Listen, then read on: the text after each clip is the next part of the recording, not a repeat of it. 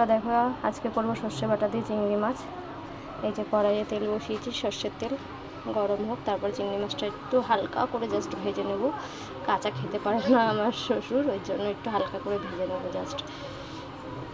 চিংড়ি মাছটার মধ্যে সামান্য একটু নুন হলুদ মাখিয়ে দিই। এই যে একটু হলুদ দিলাম আর একটু নুন, এই যে নুন দেখে নাও, নুন দিয়ে দিলাম। এখানে 250 মতন চিংড়ি মাছ আছে। চিংড়ি মাছটা এবার দেবো, কড়াইয়ে ছাড়বো। তো তেলটা একটু গরম হয়নি, সামান্য একটু গরম হয়েছে। দেখো এবার তেল থেকে ধোয়া উঠে গেছে। এবার চিংড়ি মাছ কটা ছেড়ে দেবো।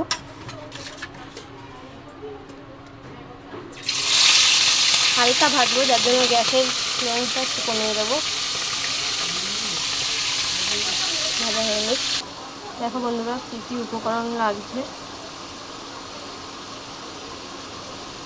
একটুখানি 1 চামচ দই, একটু লঙ্কা বাটা, এটার মধ্যে একটু সর্ষে লঙ্কা বাটা ফ্রিজে ছিল, তাই আলাদা করে আর পেস্ট করিনি। একটু গুঁড়ো এনে ভিজিয়ে দিয়েছি, অনেকক্ষণ ভিজিয়ে রেখেছি। এই দুটো একসঙ্গে মিক্স করে করবো। তোমরা একসঙ্গে বেটেও করতে পারো, জাস্ট আমার এইটুকু ফ্রিজে ছিল কালকের বাটা, তাই আজকে এইটুকু মিলিয়ে করবো। এই দইয়ের মধ্যে কাঁচা লঙ্কা বাটার মধ্যে এই সর্ষে বাটাটা দিয়ে দিলাম। এর মধ্যেও হালকা একটু লঙ্কাও আছে, এই বাটাটাও দিয়ে দিলাম। এই মশলার মধ্যে একটু হলুদ দিয়ে দিলাম, একটু নুন দিয়ে দিলাম। এখন বন্ধুরা এর মধ্যে একটু হলুদ দিয়েছি, একটু সামান্য নুন দিচ্ছি, দিয়ে এটাকে ছাকাচ্ছি। চিংড়ি মাছগুলো নামিয়ে নিয়েছি, ভাজা হয়ে গেছে চিংড়ি মাছ। আর এর থেকে বেশি ভাজবো না, ওই তেলেই এবার একটু কালো জিরা ফোড়ন দিয়ে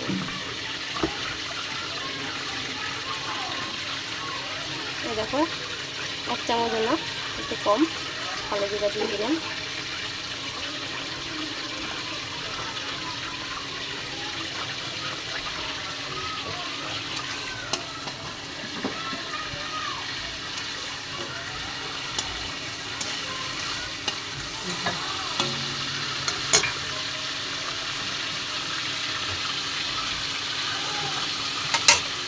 এবার এই তেলের মধ্যে এই মশলাটা ছেড়ে দেবো সবটা। এটা আমার তো আগে ভিডিওতেই শুনেছো, ওখানে যেহেতু সব ঢাকা, তার জন্য কালারটা বোঝা যায় না, বাইরে গিয়ে দেখাবো আবার কালারটা।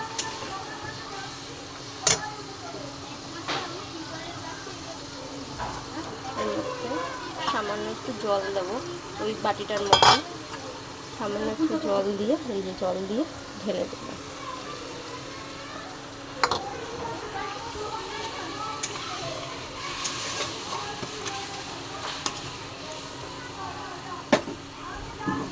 জাস্ট এটা ফুটে গেলেই মাছটা ছাড়বো।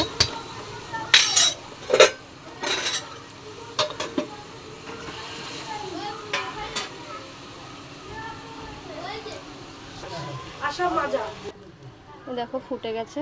এবার এর মধ্যে এই ভেজে রাখা চিংড়ি মাছ সবকটা দিয়ে দেবো।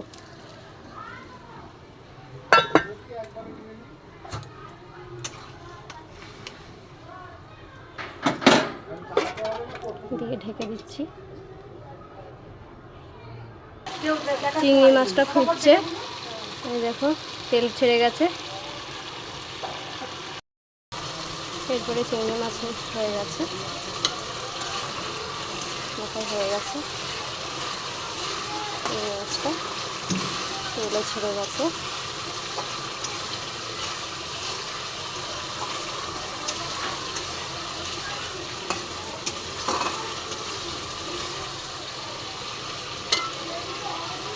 ছেড়ে গেছে, এর মধ্যে হালকা একটু সর্ষের তেল দিয়ে এটাকে নামিয়ে দেবো।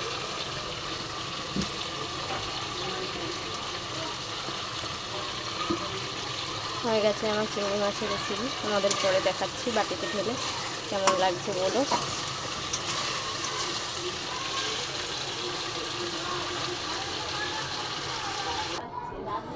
এই দেখো চিংড়ি মাছটা দেখেছো, দেখো চিংড়ি মাছের সর্ষে বাটা। এটা মালাইকারি না, কিন্তু মালাইকারি হলে দুধ পড়তো, এটা জাস্ট সর্ষে বাটা।